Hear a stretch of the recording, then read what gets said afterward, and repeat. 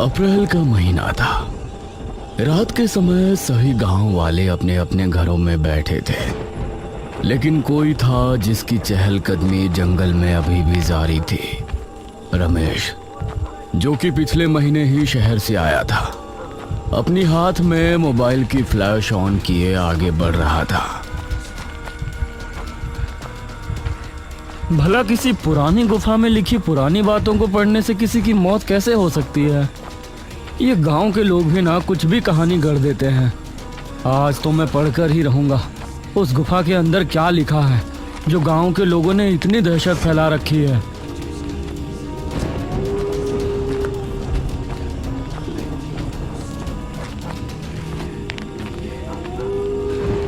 कुछ कदम चलने के बाद गुफा उसके सामने थी। वो बिना कदमों को रोके गुफा के अंदर चला गया।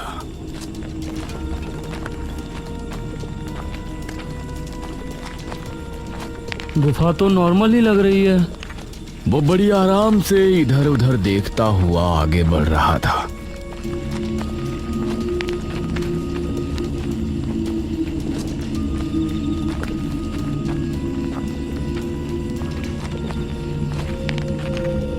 कुछ देर चलने के बाद उसे गुफा की दीवारों पर कुछ अजीब सी आकृतियां नजर आईं और उनमें से कई आकृतियां बहुत ही भयानक थीं। अब उसे ये थोड़ा अजीब लग रहा था। तभी उसने एक दीवार पर कुछ लिखा हुआ देखा, जो कि संस्कृत भाषा में लिखा था। अरे बाप रे, ये तो कोई बड़ी गाथा लगती है भाई। ऊपर से लेकर नीचे तक की दीवार लिखाई से भरी है। उसने दीवार पर लिखी बातों को पढ़ना शुरू किया और धीरे धीरे उसकी आंखें बड़ी होती चली गईं। जब वो दीवार की आखिरी लाइंस पर पहुंचा तो अचानक से उसके चेहरे के रंग उड़ गए। उसकी आंखें खौफ से बड़ी हो गईं। उसकी सांसें तेज तेज चलने लगी। हे भगवान, ये मैंने क्या कर दिया? वो उसी समय वहां से भाग निकला और गांव की तरफ रवाना हुआ।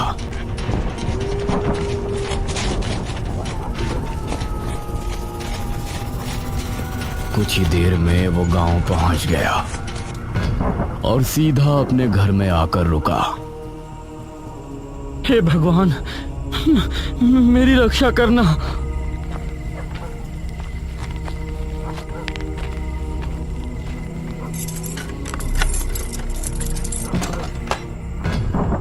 वो बेड पर पहुंचा और चादर में घुस गया।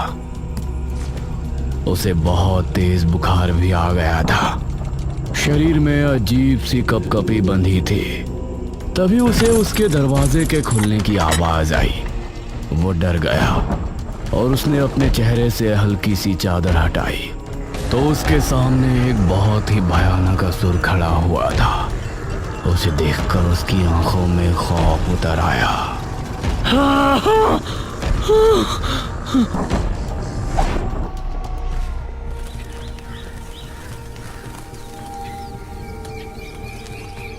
सुबह होने पर उसका दूधिया दूध देने के लिए आया।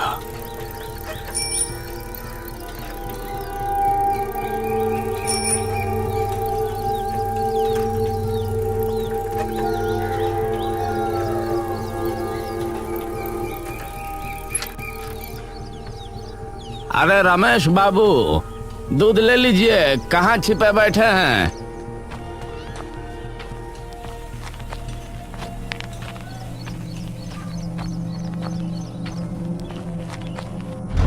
दूधिया ने देखा कि रमेश की लाश जमीन पर पड़ी है।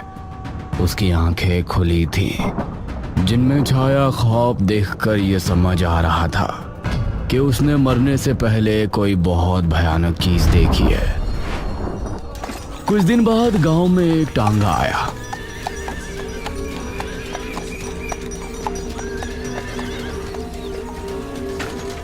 उसके अंदर से मनोज नाम का एक आदमी उतरा। टांगे वाले ने उसके 2 बड़े बड़े बैग भी टांगे से उतारे। शुक्रिया भाई। तभी मुखिया भी अपने एक आदमी के साथ वहां आया।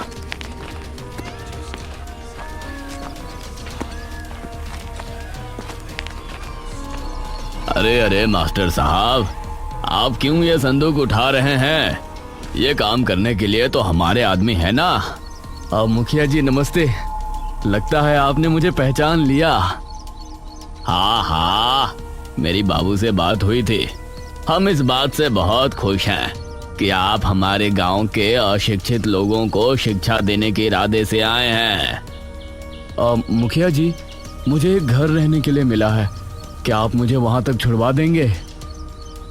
हाँ हाँ, मैं ही आपको छोड़ने चलता हूँ।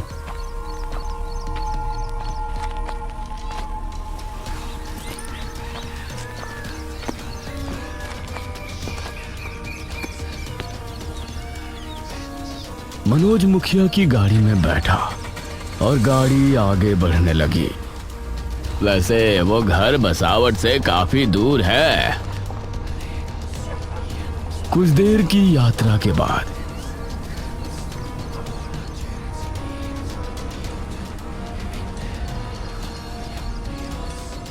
ये उस एक घर पर पहुंचे।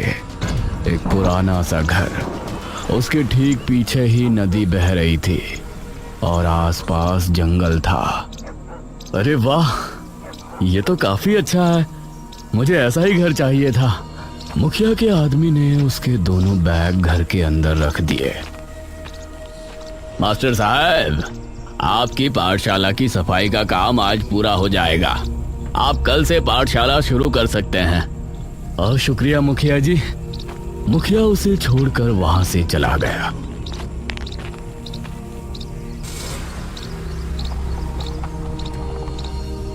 मनोज ने अपने बैग्स को कमरों में रख दिया।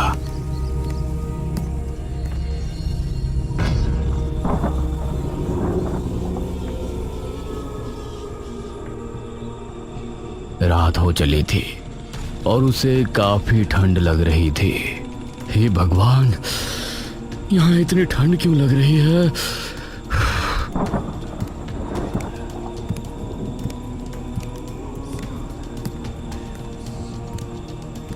उसने दूसरे कमरे में जाकर देखा तो वहां अंगीठी और कुछ लकड़ियां रखी थी। अरे, ये लकड़ियां तो बहुत बड़ी हैं, इनको बिना काटे तो अंगीठी में डाला ही नहीं जा सकता। उसने सभी कमरों में देखा, लेकिन उसे वहां कुल्हाड़ी नहीं मिली। चलो बाहर जाकर देखता हूँ, हो सकता है जंगल में छोटी लकड़ियां मिल जाएं। बिना काटे ये तो अंगीठी में नहीं आने वाली। वह घर से बाहर निकला। मौसम काफी ठंड था। उसने देखा कि नदी की तरफ कुछ छोटे पेड़ भी है। उन पेड़ों से छोटी लकड़ियों का इंतजाम हो सकता है। वो नदी के ही तरफ रवाना हुआ। सामने से आती लहरों का नजारा उसे बहुत मनमोहक लग रहा था। वो लकड़ियों को भूल गया और नदी के किनारे की तरफ उसके कदम चल पड़े। एक लहर आई और उसने आंखें बंद कर उसको महसूस किया। उसके घुटनों तक पानी आया और लहर वापस जाते हुए पानी वो वापस ले गई। वाह, कितना खूबसूरत मंजर है ये। तभी उसे उसके पैर के पास कुछ महसूस हुआ। उसने देखा कि मिट्टी में कुछ है। उसने मिट्टी हटाकर देखी तो वो हैरान रह गया। उसके पैरों में एक कुल्हाड़ी पड़ी थी। अरे भाई, ये क्या? कुल्हाड़ी? हाँ, यहाँ तो आसपास कोई है भी नहीं। फिर किसने मेरी इतनी फिक्र की? उसके चेहरे पर मुस्कान छलक आई। मुझे इसी की जरूरत थी। भगवान ने समुद्र के जरिए मदद की है। Thank you God. उसने कुल्हाड़ी उठाई और वापस घर में पहुंचा। कुल्हाड़ी की मदद से उसने लकड़ियां काटी और फिर अंगीठी में डालकर आग लगाई। वाह, अब थोड़ी राहत मिली। उसने अंगीठी पलंग के पास रखी और फिर सुकून की नींद सो गया।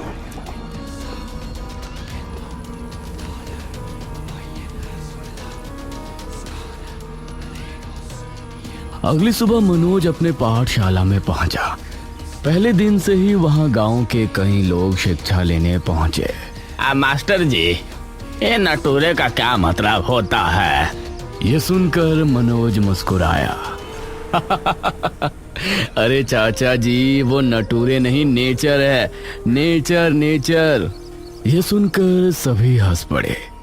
गांव के लोगों को पढ़ाना काफी मुश्किल का काम था, लेकिन मनोज को ये करने में बहुत गर्व महसूस हो रहा था।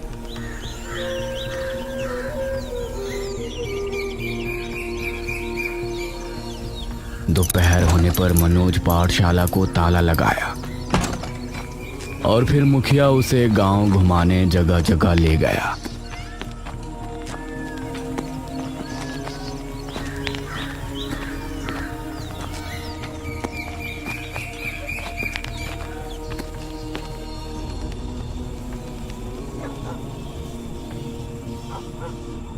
शाम होने पर सभी आग के सामने बैठकर बातें करने लगे।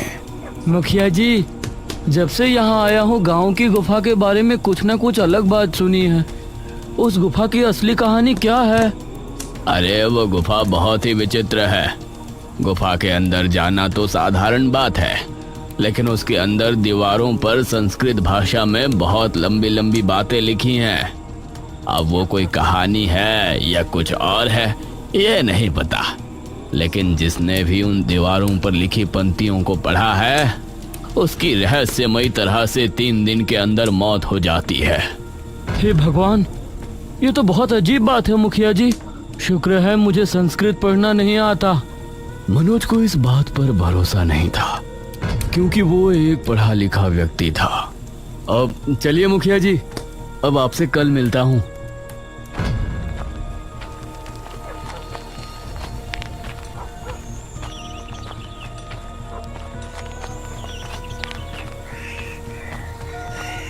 वो फिर अपने घर पहुंच गया।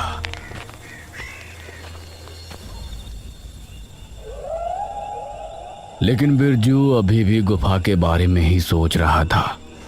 उसके कदम उसे गुफा के पास खींच ले गए। मैंने झूठ बोला था कि मुझे संस्कृत नहीं आती। अब तो मेरी उन पंक्तियों को पढ़ने की जिज्ञासा और बढ़ गई है। भला दीवारों पर लिखी बातों को पढ़ने से कोई मर सकता है? वो गुफा के अंदर चला गया। कमाल है, जितनी अंदर जा रहा हूँ रोशनी उतनी ही बढ़ती जा रही है, लेकिन समझ नहीं आ रहा रोशनी आ कहाँ से रही है। वो एक दीवार के सामने जाकर रुका और उस पर लिखी संस्कृत की लाइन पढ़ने लगा। भारत 1026वीं ईस्वी में रतनगढ़ के राजा अमर सिंह का राज था। उनके राज्य में प्रजा बहुत खुश थे और उनका तेज दूर दूर तक फैला था। लेकिन एक दिन अचानक उसने काफी देर तक दीवार पर लिखी कहानी को पढ़ा और नीचे आते आते उसके चेहरे की रंगत उड़ गई। सर्दी में भी उसके माथे पर पसीने आ गए थे। तभी उसे एक भयानक हंसी सुनाई दी। उसकी हालत खराब हो गई और वो जल्दी से गुफा से बाहर भागा। वो गांव की तरफ निकल गया और कुएं पर जाकर रुका।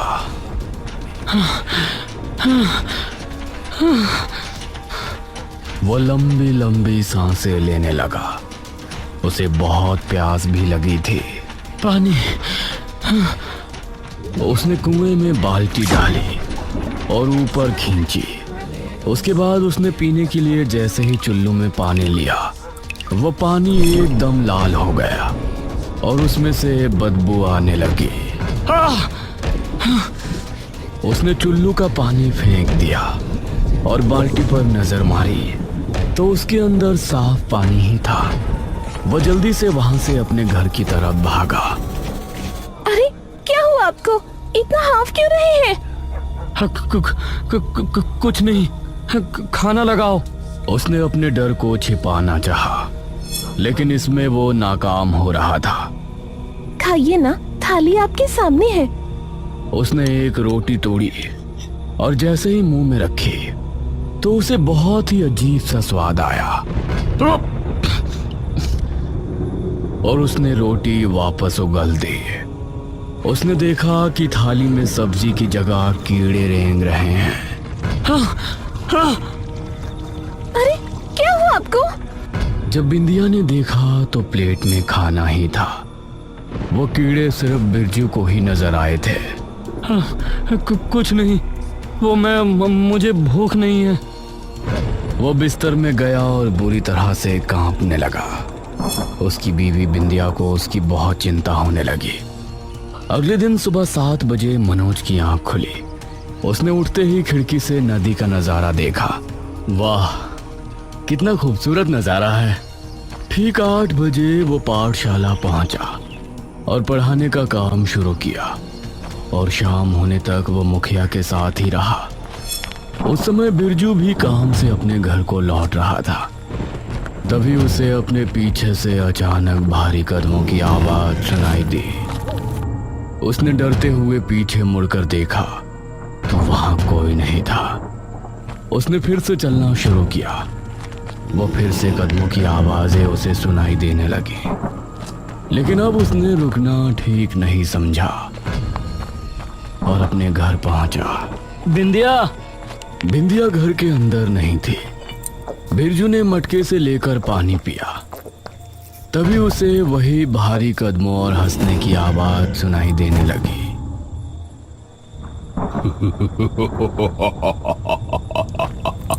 उसने देखा कि ये आवाज उसे स्नान गृह से आ रही थी। वो धीरे धीरे उसकी तरफ बढ़ने लगा। बिंदिया, क्या तुम हो? तभी दरवाजा हल्के से खुला और एक भयानक हाथ दरवाजे पर आया। उसे देखकर वो डर गया और उसने अपने कदमों को पीछे लिया। तभी घर की सारी लाइट बंद हो गई और उसे अंधेरे में 2 लाल चमकती आंखें दिखाई दी। उसकी चीख सुनकर आसपास मौजूद सभी लोग उसके घर की तरफ भागे।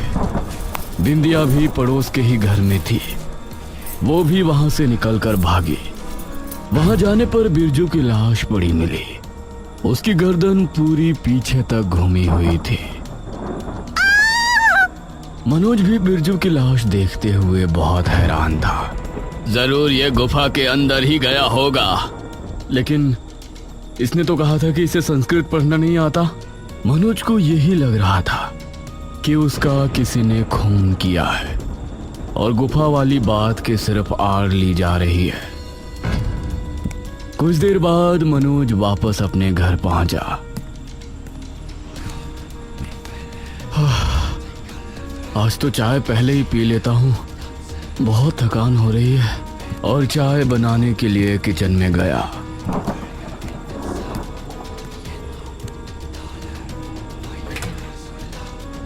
तो पतीला खाली था। अरे यार, दूध वाला तो सुबह आएगा, अब चाय कहाँ से पीऊंगा। तभी उसने किचन की खिड़की से देखा कि नदी के किनारे एक गाय खड़ी है। Oh my God! वह घर से बाहर नदी किनारे पहुंचा तो गाय अभी भी वहां खड़ी थी। कल रात जब मुझे कुल्हाड़ी की जरूरत थी तो कुल्हाड़ी नदी के किनारे आ गई, और जब अब मुझे दूध की जरूरत थी तो गाय आ गई। ये क्या हो रहा है? उसके मन में असमंजस ने जन्म ले लिया था कि नदी किनारे उसे कौन मदद भेज रहा है। और दूसरी बात ये थी कि गुफा के बारे में गांव के लोग जो फैला रहे हैं, क्या वो सच है? ना जाने क्यों वो उसी समय गुफा की तरफ निकल गया। गुफा के अंदर पहुंचकर उसने दीवार पर लिखी बातों को पढ़ना शुरू किया, क्योंकि उसको संस्कृत आती थी। भारत 1026वीं ईस्वी में रतनगढ़ में राजा अमर सिंह का राज था। उनके राज्य में प्रजा बहुत खुश थी और उनका तेज दूर दूर तक फैला था। लेकिन एक दिन अचानक, महाराज, बहुत बुरी खबर है। राज्य में हाहाकार मचा हुआ है। आम जन की मृत्यु हो रही है। लोगों का कहना है कि रात के समय कोई दानव आता है, उनकी जान लेकर चला जाता है। उसे देखने वाले कुछ ही लोग जिंदा हैं और अब तक उसने कई लोगों की जानें ली हैं। अगर वो कोई दानव है तो शीघ्र ही तांत्रिक तारानाथ को बुलाया जाए। अब वही है जो हमें उस दानव से युद्ध करने का तरीका बता सकते हैं। तांत्रिक तारानाथ को बुलाया गया। महाराज, कोई भी दानव भला क्यों हमारे ही राज्य में आकर हाहाकार मचाएगा? हमें नहीं लगता कि यह कोई आम दानव है। महाराज, उस दानव ने जहां आखिरी हमला किया था वहां से हमें कुछ मिला है। क्या मिला है? उसे सामने लाइए मंत्री जी। मंत्री ने ताली बजाई और एक दरबार एक थाली लेकर आया।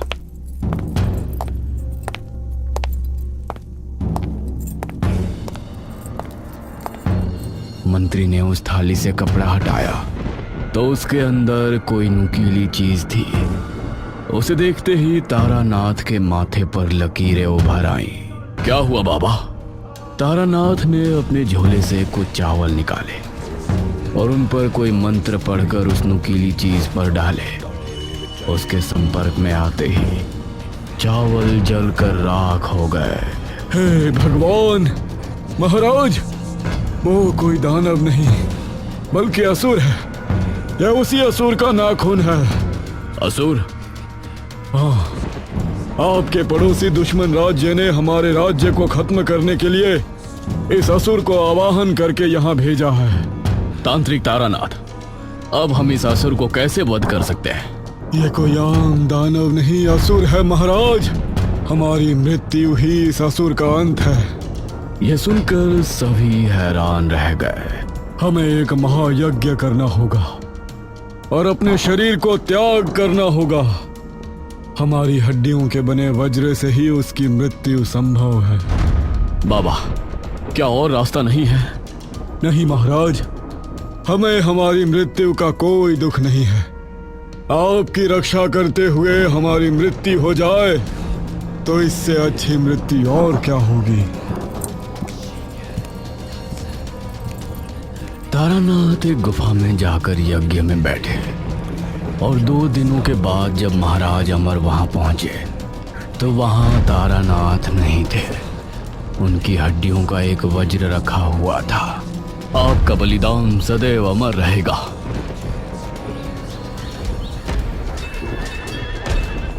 अगले दिन राज्य पर दुश्मन राज्य के राजा रुद्र सिंह ने हमला किया। अमर सिंह अपनी सेना के साथ पूरे जोश और होश से उनका मुकाबला कर रहे थे। अमर सिंह, अब तेरी मौत तय है।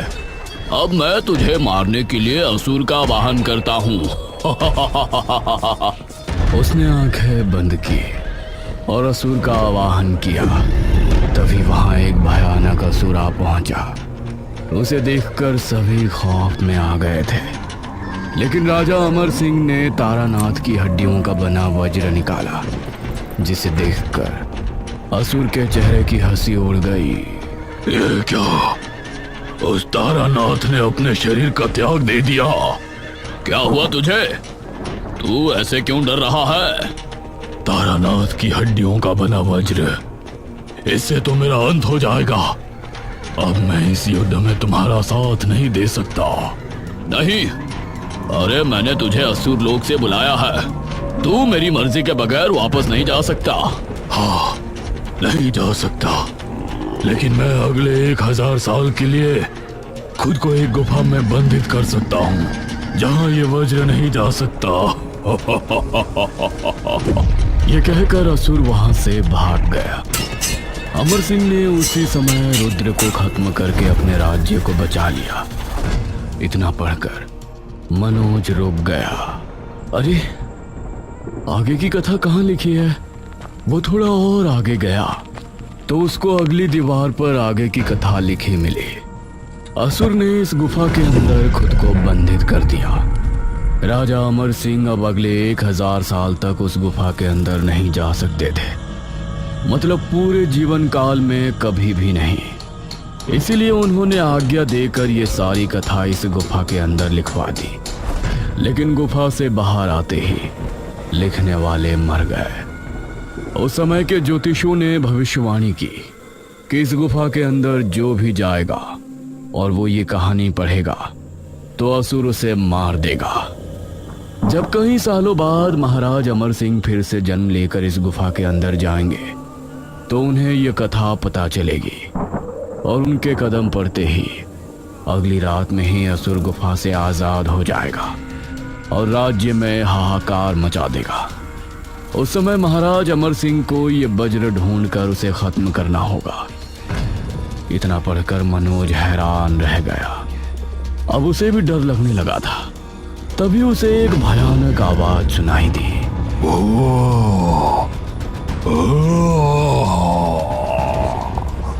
यह आवाज सुनकर मनोज बुरी तरह से डर गया और वहां से भाग निकला। उसे अपने पीछे किसी के आने का अंदेशा हो रहा था। वो बिना पीछे देखे भागता रहा और सीधा अपने घर आकर उसने सांस ली। हे भगवान, मेरी रक्षा करना। मनोज बहुत डरा हुआ था। अब वो उस नदी के बारे में सोचना भी भूल गया था। उसी रात गांव का एक लड़का रौनक छत पर सो रहा था। तभी उसे भयानक सांसों की आवाज आने लगी। उसने उठकर जैसे ही देखा तो उसके सामने एक बहुत ही भयानक असुर खड़ा हुआ था।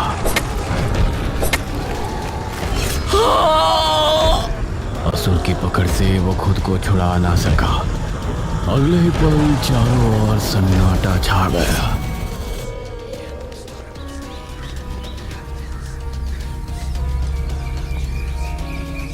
सुबह होते ही गांव में उसके ना रहने की खबर फैल गई और माहौल शोकमय हो गया।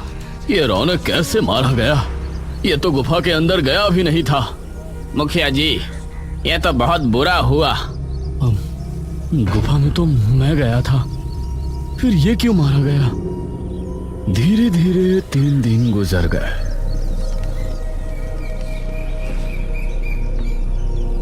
असुर ने इन दिनों में कई नौजवान लड़कों को गायब कर दिया। अब मुझे कोई नहीं मार सकता, मैं आजाद हो चुका हूँ। गांव में एक सभा बैठाई गई।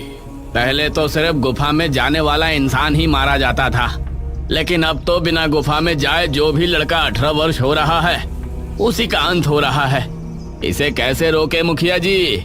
मनोज मन ही मन अपने बारे में सोच रहा था। मैं गुफा में गया था, मुझे तो कुछ भी नजर नहीं आया, ना ही मेरे साथ कुछ हो रहा है। 3 दिन के बाद भी मैं जिंदा कैसे हूं?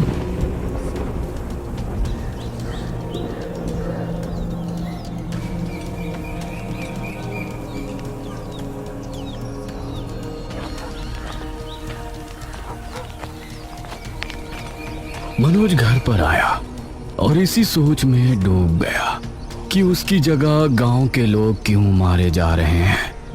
तभी उसकी नजर नदी पर पड़ी। वो बिना कुछ सोचे नदी किनारे गया। तुमने मेरी 2 बार मदद की है, अगर ये कोई इत्तेफाक नहीं है तो मेरी मदद करो। मुझे बताओ कि तुम कौन हो और क्या ताल्लुक है मेरा इस नदी से और गांव में हो रहे खूनों से। तभी उसने देखा कि लहरों के साथ कुछ उसके करीब आ रहा है।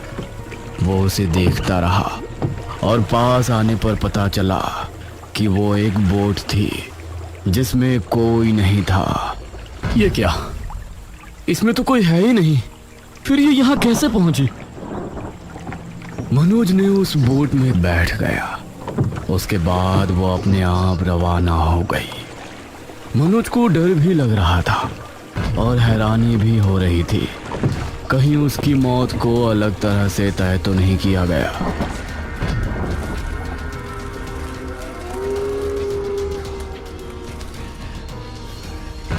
वो बोट एक किनारे पर जा लगी, जहां सामने ही एक पुराना किला नजर आ रहा था। एक किला इस टापू पर? मनोज बोट से उतर किले के अंदर गया। वहां दीवारों पर मशालें जली हुई थी। आ जाइए महाराज। ये सुनकर मनोज ने सामने देखा तो उसे वही तांत्रिक तारानाथ नजर आया। कौन हो तुम? मुझे महाराज क्यों कह रहे हो? मैं तांत्रिक तारानाथ। इस जन्म में आप भले ही मनोज हैं, लेकिन पिछले जन्म में आप हमारे महाराज अमर सिंह थे। ये सुनकर मनोज हैरान रह गया। तुम अगर तारानाथ हो तो तुम तो मर गए थे। आपके सामने मेरी आत्मा है महाराज। इसका मतलब है कि मैं ही राजा अमर सिंह हूँ, इसीलिए मेरी मौत नहीं हुई। जी महाराज, जैसा कि आपने पढ़ लिया होगा कि आपके कदम गुफा में पड़ने के बाद असुर गुफा से आजाद हो जाएगा, तो वो आजाद हो चुका है। हे भगवान, मतलब जितने भी गांव के लोग मारे जा रहे हैं उनका जिम्मेदार मैं हूँ? ऐसा ना सोचे महाराज, आप बस उस असुर का अंत कर दें। वो खासकर 18 वर्ष के नौजवानों को इसलिए मार रहा है कि अगर उसने 21 नौजवानों को मार दिया तो फिर वो मेरी हड्डियों के बने वज्र से भी नहीं मारा जाएगा। उसकी शक्ति बढ़ जाएगी। मेरी हड्डियों के बने वज्र को इस्तेमाल करने का समय आ गया है। कहाँ है वो वज्र? आपको डर था कि आपके दुश्मन उस वज्र को ढूंढकर खत्म ना कर दें, इसलिए आपने उसे इस किले के तहखाने में रखवा दिया था और मेरी आत्मा उसकी देखभाल कर रही थी। मैं आपको बुलाने के लिए ही आपकी मदद कर रहा था कि आप एक दिन मन में सवाल लिए जरूर यहाँ आएंगे और अपने कर्तव्य के बारे में जानेंगे। यह सुनकर मनोज ने आगे कुछ नहीं कहा। तारानाथ की आत्मा के साथ वह तहखाने में पहुंचा जहां रखा हुआ वज्र चमक रहा था। अगली रात गांव के लोगों में डर का माहौल था। रविशंकर के बेटे मोहित का जन्मदिन था, लेकिन खुशी मनाने की जगह सभी खौफ में थे। रविशंकर और उसकी पत्नी मोहित के पास ही बैठे थे। माँ, बाबूजी, आप इस तरह क्यों मेरे सर पर बैठे हैं? मुझे मेरा जन्मदिन मनाना है। अरे बेटा, तुम्हारी जान खतरे में है, हम तुमको अकेला नहीं छोड़ सकते। हाँ, वहीं कुछ लोग घर के बाहर भी टहल रहे थे। मोहित रविशंकर का इकलौता बेटा है, उसकी मौत नहीं होनी चाहिए। हमें उसे हर हाल में बचाना है। हाँ मुखिया जी। तभी इन सभी को भारी कदमों की आवाज सुनाई देने लगी। इन सभी ने पहली बार असुर को आते देखा। इनकी आंखें खौफ से फट पड़ी और दिल बुरी तरह दहल गया। तुम लोग मुझे नहीं रोक सकते। वो रविशंकर के घर की तरफ बढ़ा। तभी कुछ गांव वाले उसकी तरफ भागे।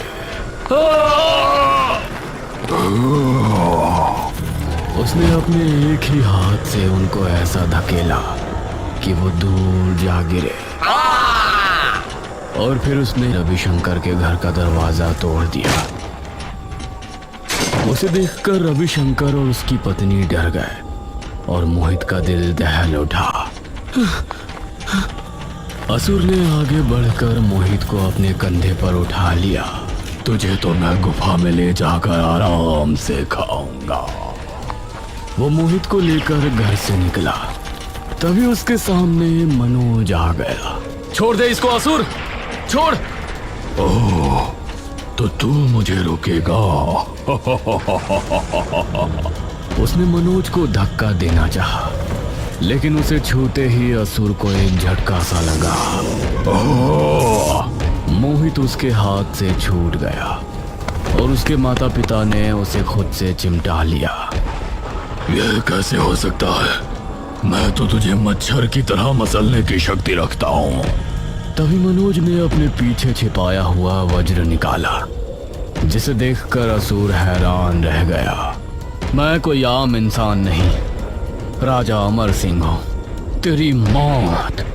यह सुनकर असुर के चेहरे पर खौफ उतर आया। वो वहां से भागने लगा।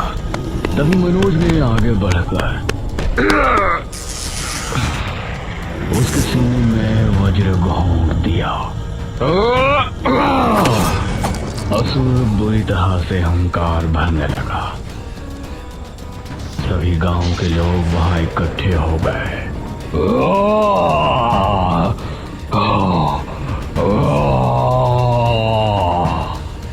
एक तेज चीख के साथ वो खत्म हो गया और राख बनकर ढेर हो गया। मास्टर साहब, आप ही हमारे पूर्व काल महाराज थे। जी, वो तो पिछले जन्म की बात है। मैं अब सिर्फ आपका मास्टर साहब ही हूँ। मोहित के माता पिता ने मनोज का धन्यवाद किया और सभी ने उसकी हिम्मत की सराहना की। मनोज को अब बहुत अच्छा लग रहा था क्योंकि उसने गुफा के खौफ को हमेशा के लिए खत्म कर दिया था और असुर के साथ बुराई का वध कर दिया था।